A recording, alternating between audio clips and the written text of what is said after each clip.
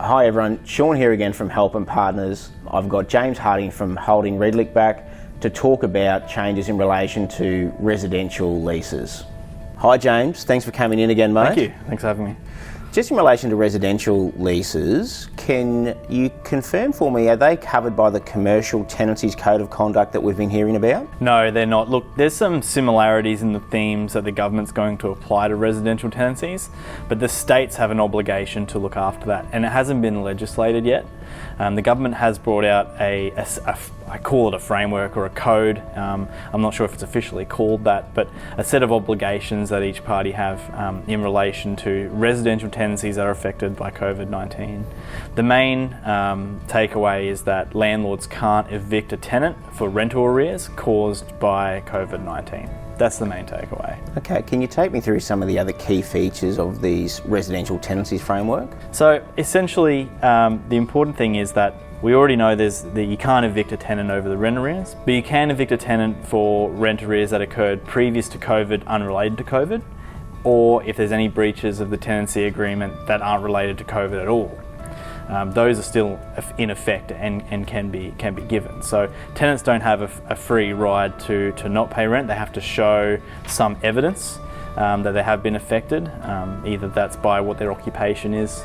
There's no real developed explanation yet about how we go about that process.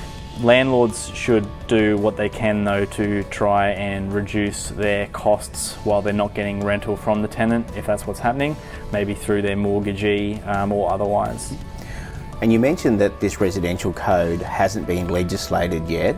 Do you have any idea when we can expect some legislation and perhaps some more clarity on the rules? It's a double-edged sword because it's difficult for government to meet given the social distancing. So we're not entirely sure on the timeline. There is quite a bit of information though from the state government that they've put on what they call the COVID-19 hub. That's very easy to find on Google, and there's information FAQs on there for tenants and landlords about what if this, what if that, and a general FAQ. So definitely recommend that people have a look at that first instance. Mm-hmm. Secondly, if they need more information, they can always contact the Residential Tenancies Authority, which is the statutory body that looks after residential tenancies in Queensland. Landlords and tenants are required to deal with each other, or encouraged rather, to have a negotiation about what they can and can't achieve between themselves for rental. If the tenant can pay something, they're encouraged to. If there can't be an agreement or the parties can't reach some sort of middle ground, there is a mandatory mediation process that's provided by the Residential Tenancies Authority. Okay, and so you mentioned the government website as being the best source of information for landlords and tenants. How do people access that? So the COVID-19 hub that has all this information is just on a Queensland State Government website. It's covid19.qld.gov.au. And all the information is on that website, not just obviously the residential tenancy side, but also all the health directives and everything information is on there. So the government has tried to centralise where all this information is kept and readily accessible for anyone and everyone. James, thanks very much for coming in and sharing your knowledge with us. As you can see, there's still a lot of confusion in relation to residential tenancies.